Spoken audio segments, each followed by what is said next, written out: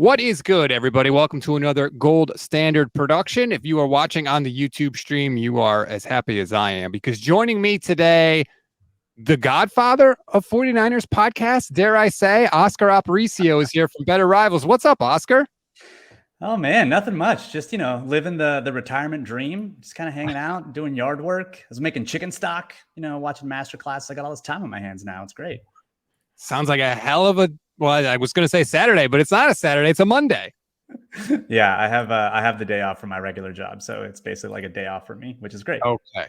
So lots of stuff I want to get into with you. But I wanted to have you on because I feel like you are sort of above the madness, let's call it, of 49ers Twitter and just 49ers fandom.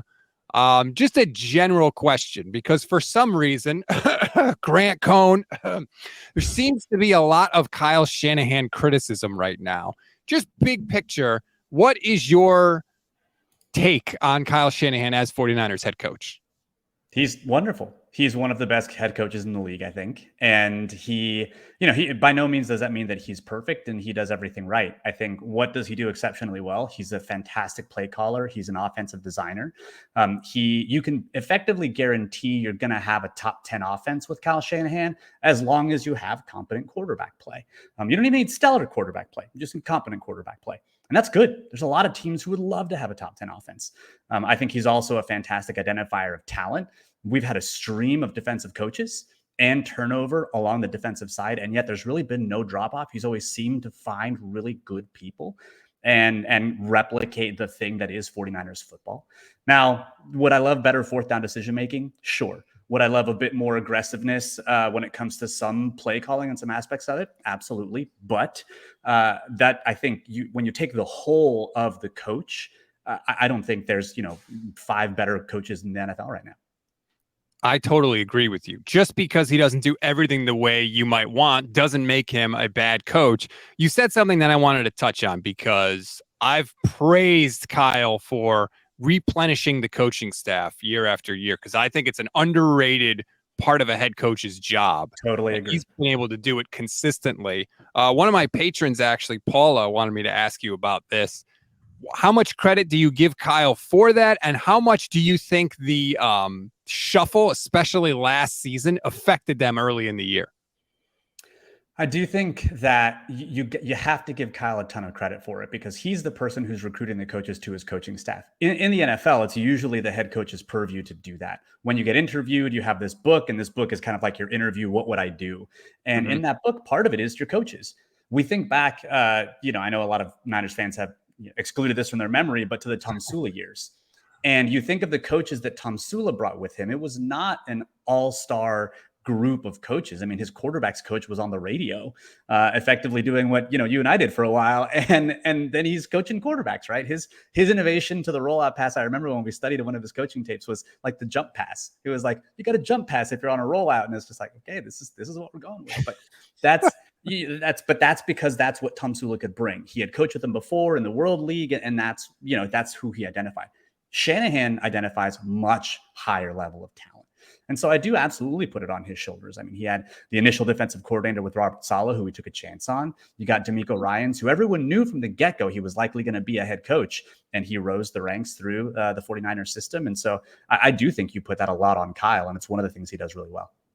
And how much do you think that all the turnover last year, basically the entire offensive staff was either new or doing new jobs? How much do you think that affected them behind the scenes? Because Chris Forrester said it took them a while to sort of get their ducks in a row. Yeah, I'm sure it affected them a little bit, but I think this is one of the benefits of having the head coach be the play caller and the chief architect of the offense, is that you have that thing that is sustained. You don't have turnover at that position. I think what probably hurt them more than anything was less the turnover at staff, and it was the turnover at quarterback. And having a quarterback who's your backup that you weren't expecting to be there, and now all of a sudden he's got to get back into game shape. He's a little bit rusty in terms of Jimmy Garoppolo after Trey Lance goes down. That in a monsoon was probably more affecting what happened on offense than necessarily the coaching turnover. I agree with you. I think that the monsoon warped people's perceptions of a lot of things. Trey Lance, Kyle Shanahan, all that stuff. But you can't talk 49ers quarterbacks last year without talking about Brock Purdy. We're struggling, I think, as a fan base to attribute the success of the offense in the second half of the year. Was it Brock? Was it Kyle? Was it Christian McCaffrey? Because for as much as people want to say Kyle Shanahan is a genius, and he is a genius, I agree, they were averaging 19 points a game before Christian McCaffrey got there. Yeah, I think the answer is yes. It's all of those things. It's not. I think it's really we want to, and we lust as fans after that one explanation. It was this one thing. It was this one moment, right? Even in 49ers lore, you have Joe Montana saying, "Hey, is that John Candy in the stands?" Right? It's like everyone wants those moments that just explains it all. And I think football is just way more complex than that.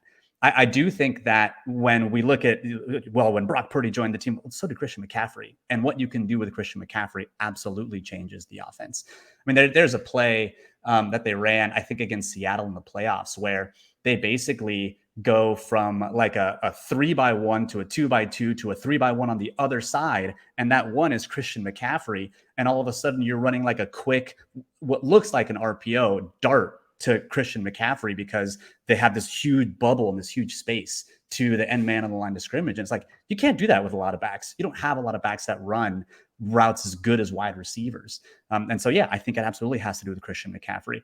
I also think there is a certain mesh of play calling and coach between Brock Purdy and Shanahan that's happening that you have with any good marriage of system quarterback and head like play caller. I think that's part of it too. So I think all those things get together, you mix it up in a bag and you have a pretty potent offense. What do you mean by that? That's interesting. What do you mean by the Kyle Brock kind of match? Yeah, so I think it's and this is less like quantitative. It's kind of hard to see on film, so I can't like point to a couple plays where this is happening, right? But some of the little nuggets that you hear come out of 49er land, especially early on, was like Brock gets the offense. He's able to do what Kyle wants him to on the field, and then in the moments in which he doesn't, he's successful at it. So he's able to get some more leash from Kyle. Kyle, I think, is a control freak. He says, I know where the answers are. I am going to call the play. You run the damn play the way that I want it. But there's something that Chris Brown, Smart Football on Twitter, mentions. And he's like, when you're an offensive play caller, you want someone to run the pretty pictures on the paper that you draw up, that you spend a lot of time drawing up. When you're a head coach, you want someone who's going to win. And I think that Brock has done enough of those out of structure things that has made Kyle go like, okay, I can kind of trust you when things break down. So even if you don't do the pretty picture on the page, like you're going to do things that I know are kind of successful. And that's just, again, that's just my thought and opinion, that I don't have like a hard thing or a source or anything that's going to give you that. But I do think you hear little nuggets about how Brock kind of gets what Kyle's trying to do within the offense. And that is why they trust him as the leader and say he's the number one, even though Trey Lance is here. You have a more generous view of Kyle in that area than I do. I think Kyle hates it. I think Kyle hates when Brock goes off script, even when it works. That touchdown pass he threw to Kittle against the Raiders in the back of the end zone, Kyle is mad because he missed Juwan Jennings on an out on the other side of the field. I don't think Kyle likes it at all. He can say that he does. I really don't think he does. I think Kyle thinks you never have to go off script in my system because it's that good. There's always an answer there. And I think it bugs him. And they're already telling Brock, hey, you went off script too much last year. Stick to what we tell you. Yeah, and I think this is when I say the marriage between play caller and player, I think, is super important, because if Brock is able to sustain the level of play that he had, right, and we don't know that he will. We know that, we've seen lots of examples of players having really good 5, 6, 7 game samples, and they just never get back to that. The number one assumption I think that most people make is that kind of growth and progression is linear, and that if you were here your rookie year, you're never going to dip below that floor. That's just simply not true, right? So we hope that he can continue this trajectory. We do. And if he can, then I think he's going to be the player who's going to be able to look at Shanahan and be like, I get it, but no. And that kind of marriage, that thing is, I think, really important, because I think Mahomes has that with Andy Reid. I think Steve Young had it with Shanahan, the elder Shanahan. And I do think that requires just a working relationship that makes sense. And that's what I think Kyle needs to really start to build with a quarterback, so that he can, be a better version of himself as well. That is an interesting kind of aspect that I hadn't really thought of, is that while that may drive him nuts, he may get used to it if you, like you said, there is examples of trust that have built up. He's never really had the ability to build up trust with anybody because the only quarterback that's been here for an extended amount of time is Jimmy Garoppolo, and he did not earn that trust. Many times he failed to earn that trust. There's something there in that relationship between Jimmy and Kyle, right? Well, they like each other, they work together, but it was almost like, you hear Jimmy Garoppolo say like that, look, I'm just doing what I'm just making the plays that I'm coached to make, or this is what I was coached to do. Like, he kind of throws those little barbs in there, doesn't text anyone back, leaves them on red forever. Like, I get the sense that was just like, it was a working relationship, but it was a good working relationship, but it was very much a working relationship. I think that, Kyle's looking for his forever player, his forever work husband. And we're going to figure it out here, hopefully in the next year or two. So then let me ask you, Brock Purdy, do you believe that Brock Purdy can be, if not the exact same player that he was last year, something resembling that for his NFL career? Yeah, I think that belief is probably not where I would put it. I would put it at like cautious optimism, because I know that we have to remember what it was like when Jimmy Garoppolo came in those 5 games in the game against Jacksonville, and he's just making plays off script, and he's throwing darts in there, and he was one of the most accurate in terms of ball location quarterbacks in the NFL. Under pressure, stats were great, and then that was peak. That was peak Jimmy. And some of those elements were still there, but it wasn't quite to that level. We've done this long enough to know that that's not necessarily a guarantee. Like, Brock could, the injury may hamper him, the defenses may catch up in a way. The things that you start to see on tape right now with him not, like him trying to manipulate with his eyes and not get underneath linebackers in cover one, which seems to be a problem for 49ers quarterbacks. It was the same thing with Jimmy Garoppolo. Like, that might continue. But you look at what he can do well. And I think that what he can do well is you can replicate that within this system. Like, you can do and repeat the things that he did, and continue this level of play. So cautious optimism is where I'm at. But boy, do I still want to see Trey Lance for a few games at least to see if that cautious optimism goes out the window. Okay. See, you're not totally above us, Oscar. There's a little bit of you that's down there with us. Man, so here's the thing. Look, we started the pod because I was a fan, right? It's like, let's talk about it from a fan perspective. I absolutely still am a fan. You see the Steve Young jersey behind me and the Jerry Rice jersey over there, and my friggin' Niner hat and my Joe Montana shirt. Like, nice. I'm a fan. I'm a fan first and foremost. And they spent the 3rd overall pick on Trey. He's talented. He really is. We've talked a lot on the pod about, how his accuracy issues and his processing, like, it really is, its accuracy issues really need to get corrected. But I think, you got to, hopefully they're in a situation where they can give him a shot. Hopefully he earns a shot for a game or 2 or 3. But I think that it's still, the team obviously has some level and degree of trust in Brock. And I get it. I understand it. I understand why they do it. So while I hope they give Trey a shot, absolutely. Will I understand if they don't? I think so too. But, we'll see. With Trey Lance, the weird thing about it for me is that there are some 49er fans, maybe they're not all 49er fans, but there's a lot of fans that are sure they know that he stinks, he can't play, it's terrible, waste of a pick, yada, yada, yada. How long do you need to see a quarterback play before you feel like, okay, I know what this person is, good, bad, or otherwise? I don't know for sure, because I think it depends on the unique texture of what they're showing on tape. What I can tell you is that Trey Lance, to me, has not shown or had enough NFL experience to know whether or not he is going to be good, bad, or other. I can pretty sure about Sam Darnold though. So we've had a lot of snaps there. I feel like once you've had 1,000 snaps in your NFL career, what you did in college is it's probably not that big of a deal. But I do think that it's still a little early for Trey. And the benefit for the Niners is that they don't have to make a decision right now. They're 2 rookie deal quarterbacks. You probably get 1 more year with Trey. You have, another 2 at least years with Brock before you have to think about extension, because he's only going to be on a 4-year deal as opposed to that 5th-year option. Mm-hmm. And you can take another year to figure it out. And who knows? I mean, the way the Niners have been going quarterback wise, about week 9, Trey Lance is going to have, 4 or 5 games that he's going to have to play in because, quarterback's going to get injured, or there's a sprained knee or something like that. So I don't think they have to choose right this second. And that's fine. That's good. It's not costing them a lot of money. They can go overspend on all the fullbacks and kickers and punters they want. And they can do that because they've got rookie deal quarterbacks. It's the most valuable contract in football. That's the tempting thing with Brock, is that not only is it an attractive contract. It is literally the most attractive contract you can get from a drafted player. Yeah. He was dead last. So I do wonder if the Niners are like too eager to take advantage of that. Because my big thing with Kyle is that he's only looking for good enough at quarterback. He never looks for great. He just wants a guy that's tall enough to ride the bumper cars. Give me a minimum level of performance, and I can get us wherever we need to go because my system is good enough. And that's what I'm worried about with Brock, is they're like, does he meet that minimum? Yep. Okay, great. Now we've got this cheap contract. We can build up the rest of the roster, yada, yada, yada. And I feel like that is not how you win Super Bowls. You need a great quarterback, not just a good enough quarterback.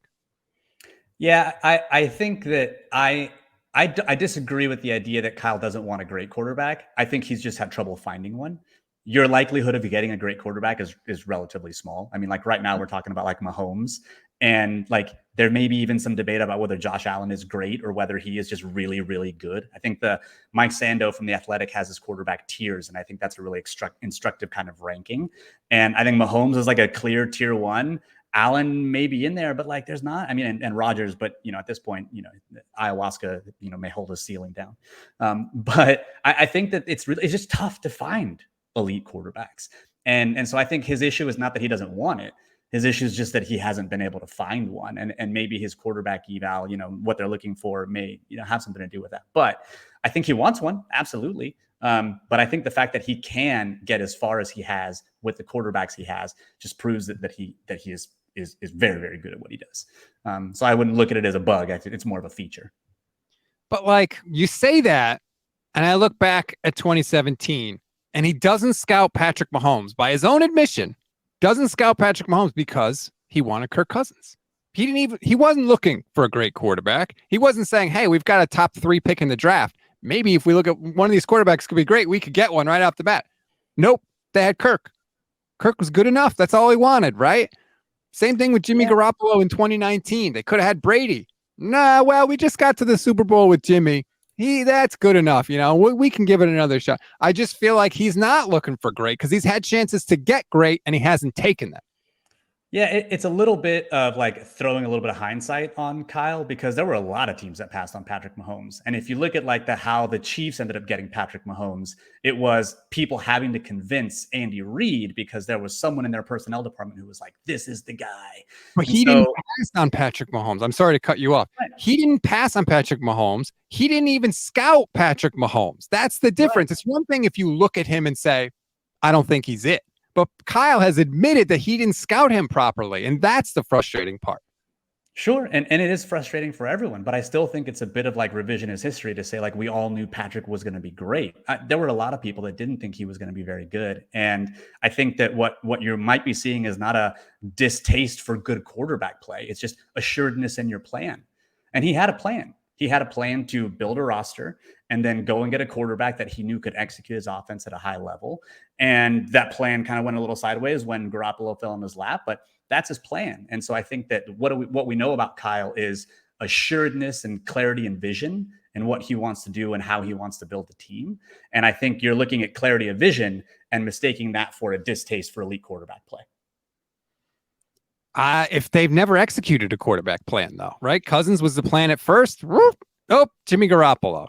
Jimmy Garoppolo was the plan, and then they had Jimmy, and guess what? He wasn't good enough, so then they tried to get Matt Stafford. That plan didn't come to fruition. Well, we'll get Trey Lance. Trey Lance, oh, nope, not good in 2021. We're pivoting off Trey Lance. We're going back to Jimmy Garoppolo. And then when Trey Lance was the plan and he got hurt, now the plan seems to be Brock Purdy. So they never actually execute one of these quarterback plans.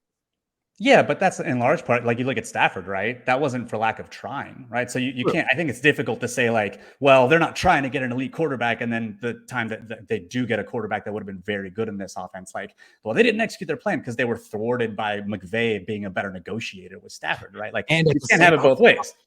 You can't have it both ways, right? So I do think you still have a clarity of vision in what they want and what they're going after. And sometimes it doesn't work out. Sometimes they think they see it, and then it turns out that like it doesn't work out. But they've still been able to sustain a really good offense. They still know what they're trying to get at, and they're hoping that they have it in one of these two players. I still think they're trying to execute a plan. I just think that it's a better plan to try to do that than it is to find the unicorn, because it's really difficult to find the unicorn.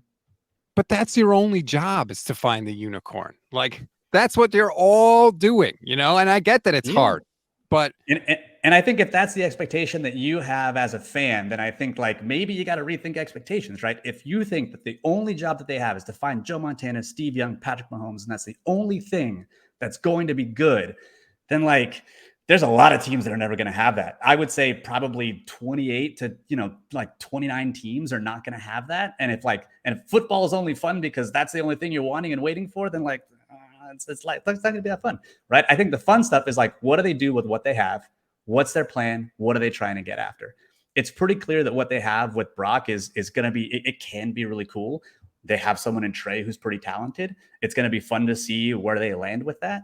I think Brock has put some good things on tape. I think Trey needs more time to roast, so to speak. But I think that's like the job of an NFL evaluator is like, you hope you can find the Patrick Mahomes, but it's very rare that you do. Well, I'm not saying football is not fun. Of course it's fun, and you have to do the best you can with what you have. But from my perspective, I continue to say it seems to me like he does not, getting that guy, that quarterback, is not the most important thing to him. And I don't think he values the position as much as he should in 2023. I really don't. Yeah, and that's okay. We can just disagree on it because I think that trading up a bunch of picks to go get Trey Lance is showing that you want to go get a guy that has preternatural talent. That's why you don't go for Mac Jones. I think, whether or not they get whether or not they get the evaluation right is a different thing, right? But they're trying, and so I feel like it's a little unfair to say like they're not executing their plan, they're not playing Trey, and it's like, well, they are. You just don't like the plan, and that's fine. You can not like the plan. But they have a plan, and that plan is to go out and get who they think is going to help them win games and get a really talented football thrower who can run the ball, who can throw the ball. And then they know they got to cook that player, right? And it's like, yeah, they're a little conservative, but again, that's who they are. That's what they do. But it's difficult to say they don't have a plan, they didn't execute their plan, when the plan is staring you in the face. You just may not like it. And that's okay. Like, it's okay to not like the plan, but they have a plan. They have plans. To me, they just never finish them. They pivot too quickly. Like, yeah, they traded up. They didn't trade up for Trey, though. They traded up for the number 3 spot, as they have said. They didn't have a player in mind. They just wanted a player, again, that I think would be good enough, whether it was Trey, whether it was Mac Jones. They just wanted that player, whoever they took at 3, to meet that standard. And they ultimately decided that it was going to be Trey Lance. But then when they had Trey Lance, they didn't play him. They buried him. They put him on this friggin' scout team. So like, I see the thought process there, like trade up to get 3, to get that guy that you think is really good. But they never even let it get off the ground. So how is that executing your plan? The plan for them is you got to bake the cake, right? The plan for them is you have a guy who's literally playing on a football field that has a penguin in the middle of the field because you're playing with the Youngstown State Penguins, right? And so you've got to actually get NFL snaps for this player, and they're thinking about year 2, 3, 4, right? What they were trying to do is bridge 2 teams and bridge a team that was there to win now, but then bridge into the future. I make the joke a lot that Trey Lance may be the Niners' James Wiseman. And that they're trying to run, and at the time they were trying to run 2 timelines, right? Mm-hmm. And they were trying to have the old guard bridge to the new guard, and the old guard was going to be Jimmy Garoppolo, and the new guard was going to be Trey Lance, and they were going to try to win Super Bowls all along the way. And in the meantime, it turns out that like Wiseman could be really good, but maybe he just needs to play to do it, and he's not going to find that time here. We might find the same thing with Trey Lance. It may be that he is going to be really good, but he needs to go on a team that is kind of crappy in order to play to do it. And so, who knows what that's gonna be, but that they had a plan. They're trying to bake the cake. They executed that plan. It's just, and I too wasn't a huge fan of the plan, but it's a plan. It's a plan. Do you think that the Trey Lance package returns in 2023? Because that's kind of my hope, right? If you thought that the best thing for Trey's development in 2021 was like put him on the field sort of with training wheels and let him get his feet wet, and then we can eventually move on and he can take over full time. He hasn't really played since then. So do you think we could see the Trey Lance package again now that Jimmy Garoppolo is gone? I think we could, but I don't think that we will. I think that that the players were not huge fans of that when it happened. And I think that one of the things that Kyle Shanahan does do well is he's really tuned into his locker room. He's really tuned into his leaders. And if George Kittle comes back and he's like, look, it kind of throws us off our rhythm and like the plays are a little different and, we're not huge fans of that, I think he's likely going to stay away. So I don't know that we will, but, we'll see. It'll be interesting nonetheless. Would you? What I probably would, but I don't know that I would do it as a way to develop Trey. I would do it just because it's more for the defense to prep for. And you would say in and around the red zone, but honestly, that's one of the areas where Brock Purdy does really well. His off-schedule plays in and around the red zone because of his in the pocket quick twitch have been really good. He's found a couple of outlets in the red zone a couple of times. I think again, the Seattle game was one of his best games. Brock Purdy. And he found, an outlet. Christian McCaffrey, I think, is it was Elijah Mitchell. Sorry. When he was scrambling around and running around. And I mean, the drop pass from Ayuk in the corner of the end zone that I think that's probably one of the best throws of the season. And it's just too bad it wasn't a touchdown play. But that's the kind of second reaction stuff that you would hope that Jimmy Garoppolo never really had after his injury. And that's what I think Trey Lance would bring to you, is it brings something else, but maybe you don't have to because of what Brock can do with that specific skill set. So I don't know. That is fair. I do think there is a fine line between taking your players' sentiments into account and letting the players run things. If you think that the Trey Lance package was the best thing for the team, which clearly Kyle did in 2021, who cares if the players don't like it? You'll like it when we win. The Lance package was working. It worked against the Lions in week 1 when they tried it again against the Packers in week 3. He had one play, ran it right in for a touchdown. That bugs me because I've heard the same thing, that the players went to Kyle and said, stop doing this. And that drives me crazy. Who cares if the players don't like it? What are they going to do? Refuse to run the plays? If it's good for the team, they should do it. Yeah, I think that's so I run in my regular day job. I run a lot of teams, and I think there's a certain degree of things that you can get away with that runs in opposition to your team, but it's capital in order to do it, right? When your team is telling you, hey, we really don't like this thing, you've got to be like, how much capital am I going to burn here? And if we're going to say on one hand that Kyle is really good at managing and maintaining his locker room, and he is, I think it's one of his great skills as a coach, then I think if his decision is I don't know if this is the hill I want to die on, then, it's we're going to give him a little bit of deference, I think, in that regard. Am I going to give him deference on fourth down decision-making? Absolutely not. Am I going to give him some deference on managing the locker room and figuring out what works best from an offensive perspective? I think he's probably earned that a little bit. He does maintain a good locker room, but it's also easy to maintain a good locker room if you just do everything the players say. And I don't think that he does that. I mean, I think that he is one of those players, or he's a leader and a coach that is able to dial in and get really close to his team so much so that he can be like, is this going to push them too far? Is this enough? And so, yeah, I think it's one of those things where at the end of the day, it is the team scoring points, is the team in a good offensive spot. I think historically they have been, and they continue to be. And so I think it's probably all right. I mean, we're talking about over 30 points a game over the last stretch of the season with CMC, Brock, and the rest of that offense. And I think now that Debo decided that he was going to have a good year again, then I think that can only improve, right? Now you've got a full complement of receivers. So it's going to, I think it's one of those things where it's we want to sit here and say I think the Trey Lance thing is going to be great. It's well, their offense is already pretty great as it is. But it wasn't at that point in 2021. They were struggling in 2021. That was why I was so frustrated with the whole thing. But I agree, down the stretch last year, yeah, you can't get much better than that. Your Debo line is interesting. It's funny because it's true. I mean, is this just an every other year thing with him that we have to expect? It's like the Giants the San Francisco Giants winning World Series, right? It's you got to take a year off after a really heavy year. No, I mean, look, I can only imagine how much of a toll that took on him, mentally and personally and stuff like that. So I get it. I understand that. But I do think it's good to see that he recognized it, noticed it, and is now like, committed to coming back. Because it looks like, I mean, all the camp report, or not camp, but like mini camp reports so far from Ayuk are that he is just roasting people left and right. And I've always been a big Ayuk fan. I think he's a really, really good receiver, and probably underrated because of the offense that he plays in. Yes. There's just a lot of mouths to feed, and those mouths include running backs.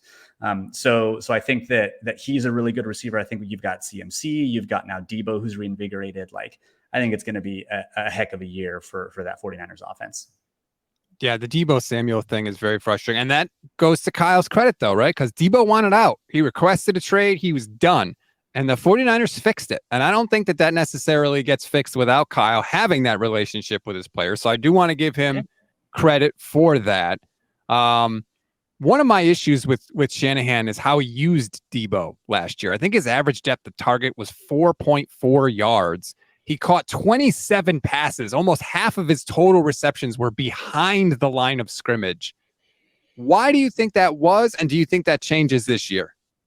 I don't know that Debo's Debo's evaluation and how he was used are not linked in some way.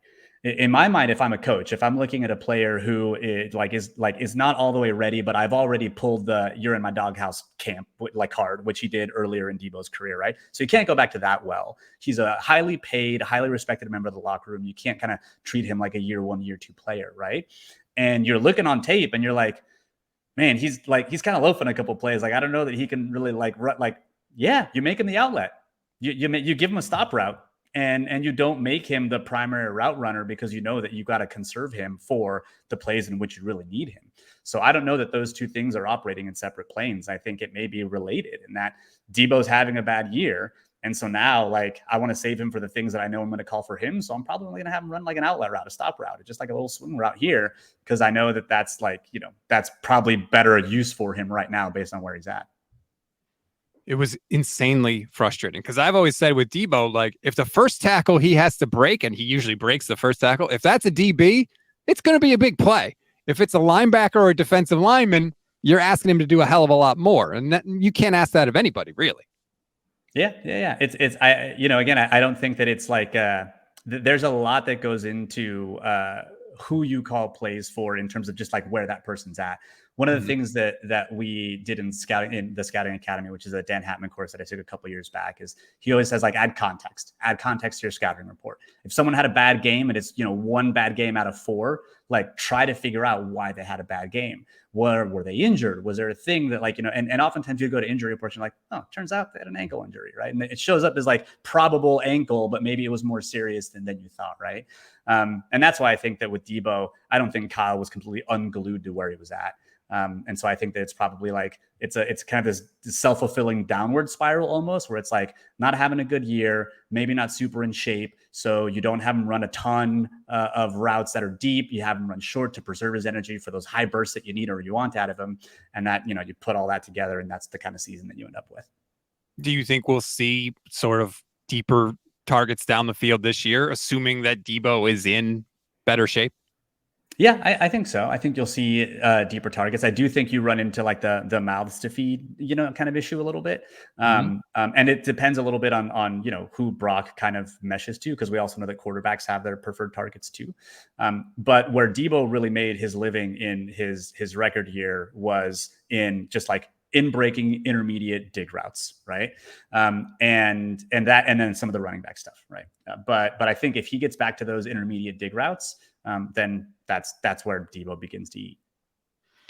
Let's go to the other side of the ball now. As you said, context is important. You add a lot of context. We should add more context in all of our coverage, but I'm going to ask you a question that leaves very little room for context. Is Talanoa Hufanga good? Because I know he was first team All-Pro, but I got to tell you, towards the back half of the year, he did not play like a first team All-Pro. Yeah, I think so. The binary good bad thing is tough, right? I think he does certain things well, and those things really work within the defense that he plays for the 49ers. In other words, what the team asks him to do, he's successful at. What's he good at? He's good around the line of scrimmage, especially on blitzes, and he's good at timing blitzes. It's right? unreal. It's really good. It's incredible, right? And he is one of, I would argue, he's one of like the best, maybe 5 players that really like timing the snap from a defensive back perspective and getting pressure on the quarterback. And so I think he's really, really good there. He's good at playing down a hill when he can see what's in front of him. He's good at breaking on the ball. He's good at click and close, which is like the scouting term, which is like I see it and I go get it, right? And so and that's what the team asks him to do when he's playing deep. Or when he's playing really in that quarters kind of system that the Niners like to play. He's good at those things. That's why he had so many interceptions, because he's good at recognizing what's in front of him, breaking on the ball, and making a play on it. Now, he misses too many tackles. Like, he just does. And that's a function of him being in position to make the tackles, yes, but he still misses a lot of tackles. And he's not like a really good man-to-man coverage player, right? That's just where his speed kind of fails him. But I think, no player is if you want like the perfect player, right? Like those safeties are going to be really, really hard to find. You don't find them in the 5th round, right? So I think he's good at the things the Niners defense asks him to do, and they keep doing things and tuning him up in those ways. And so like in that regard, within the context of this system, yeah, I would say that he's like a solid starter. And it depends on how you define good. But for me, that's good. And I think that the things that he does well are good enough to be a legit starting safety in the NFL for the 49ers. Do you think that he'll be better under Wilks than he was under D'Amico just because Wilks' specialty seems to be the secondary? Yeah, I think that's also another question too, is like what coaching is the new defensive coordinator going to bring? And also what are they going to ask him to do? The thing with Wilks that he likes to do is he brings pressure packages. Now he does have some safe pressures, right? He does have some kind of simulated pressures and, only rushing 4, but they come from weird places and playing sound coverage on the back end. But he also does like to have a lot of, fair bit of man-to-man, right?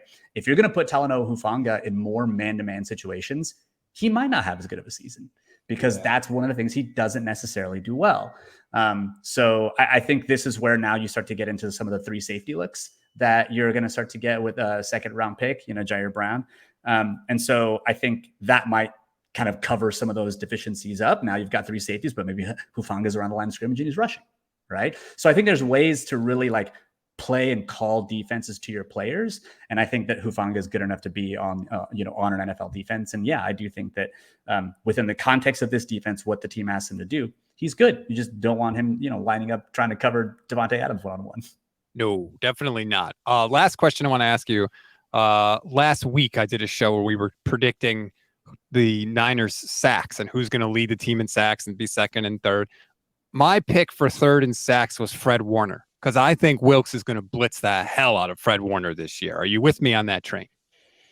I don't know that he'll necessarily be 3rd. I mean, if he ends up, obviously Nick Bosa is going to be number 1 and he's going to be number 1 by a mile.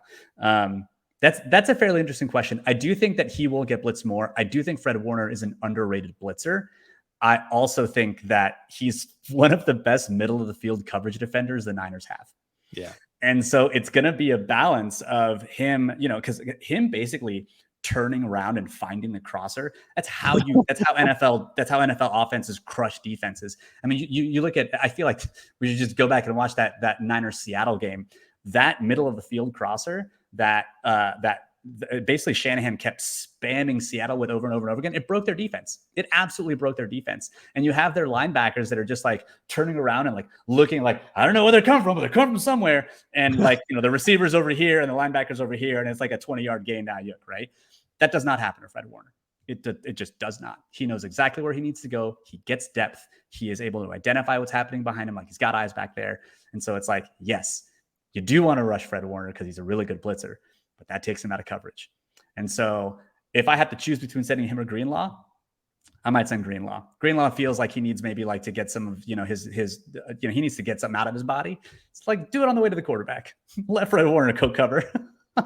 Yeah. I mean, it's crazy to take Fred Warner out of coverage, but I think I agree with you. I think he can be a very good blitzer. He just wasn't asked to do it a ton. Neither was Greenlaw, by the way. Dre Greenlaw has 2 sacks in his entire career. Yeah, I mean, Greenlaw really is like a to the flat coverage guy. Like the last thing that you want to see as a running back out in the flat is getting a dump off pass with Greenlaw in coverage, because that means you're gonna go to the bench here real quick because you need a breather. So I don't think, I'll say this: your logic is sound. It makes sense. I could see Fred. If at the end of the year you told me Fred Warner was third, I'd be like, yeah, I get it. You're blitzing him a lot. I do think that it's either Fred Warner or it's going to be like a defensive back or something like a safety that blitzes off the edge or something weird like that, where you end up dropping it. Like it's where you're still rushing 4, but one of those 4 is a defensive back.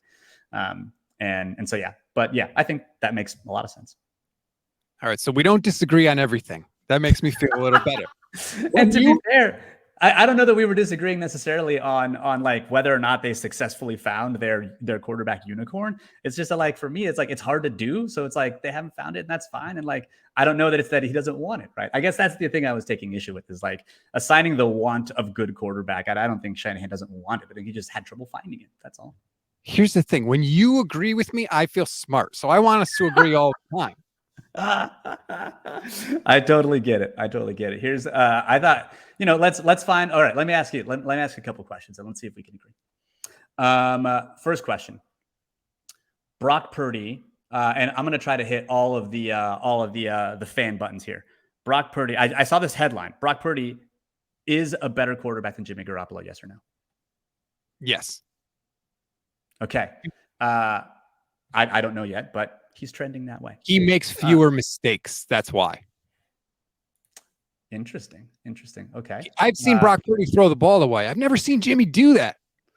Yeah, Jimmy does have a really, really. He believes in his arm. He's got the confidence in his arm. Playtime burglar. He is. Yeah, his arm is. He's got confidence in that noodle. He really does. It's good. It's good. I think. All right. What else you got for me?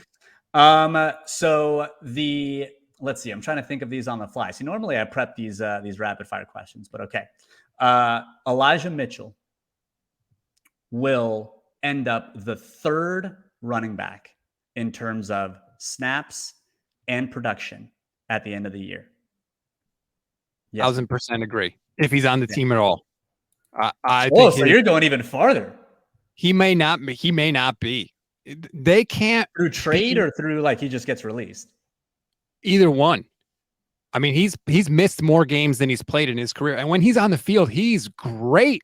But I just think the 49ers, you can't keep depending on guys that get hurt year after year. And like I said, he's missed more than he's played. And they have good running backs on the roster, I think. I think Jordan Mason could be very, very solid for this team. So I think if Mitchell's there, he's 3rd for sure. Yeah, I tend to agree with you. If for no other reason than the man is made of glass. Like he was already, I think in like minicamp practice number 2, he was already working on a side field. What happened there? I don't know, man. It's tough. I hate it too, because like his body is just failing him and he could be exceptional. But I do think, if anything, limiting his snaps is going to be a good thing for him. And so I think you've got a bigger body with Davis Price, and Davis Price realized that like, hey, maybe I need to do this whole special teams thing in order to get some snaps. So I'm with you there. All right. So the last one, and we'll stick with offense and Kyle here. Just because I feel like that's been the crux of the episode. Kyle Shanahan can win a Super Bowl, even if he doesn't find that great quarterback. Yes or no? That's the question, right? Yes. But I think it takes a very specific set of circumstances, and a lot of that is outside of his control. And it's almost like you're building your team to be the exception rather than the rule, right? Sure, Nick Foles won a Super Bowl championship. Joe Flacco won a Super Bowl championship, although I would argue that in that playoff run, Flacco played like an elite quarterback. 11 touchdowns, no interceptions. There are circumstances that could exist, yes, where Kyle Shanahan wins a Super Bowl without that elite quarterback. But I think you're asking a lot for those. A lot of sevens got to come up on those dice for you to hit that. I think he can too. No, I think he can too. And I generally agree with you that it is harder to win without. But the way that I look at it is like, we have someone who can do that at head coach. And the fact that we are in a position, because this is the team that is built to win, and he knows how to build a winner. We've got a great defense, great wide receivers. Think about the wide receivers we had before he got here, right? I mean, it's like it was a dearth of, or not. That's not even the right word. It's just an absence of wide receivers, right? But I think the fact that we are set up so that if he does end up finding good quarterback play, that this is going to be a machine. Yes. That's the thing that's the most exciting for me, is that we could win. And he makes a lot of things easy on his quarterback, on the offense, on the defense. We could win even if we don't find that great quarterback. But if he does find consistent above average quarterback play, this team is going to be unstoppable. And that is freaking exciting. And that's, I think, why I'm generally in the Shanahan camp. Because, yeah, he doesn't do everything right. He gets things wrong. Everyone gets things wrong. But he has set this team up to be a machine. And we can still win one even if we don't have that quarterback. But if we do, and it could be Brock, it could be Trey. It's not going to be Sam Darnold. But it's, I think this, I mean, it's already fun to watch. It's going to be ridiculous. It's going to be bonkers. And that's the thing that I'm looking for. And that's exciting. I am on board with that thought 100%. And especially in the NFC. Well, let's end on agreement. We got there. Yes. Thank you so much, Oscar. You can follow Oscar on Twitter at Better Rivals, and you should. He will make you a better, smarter football fan. I really appreciate it. Of course, it's always a pleasure to come on, man. We'll check in. We'll see how quarterbacks are going over the course of the year.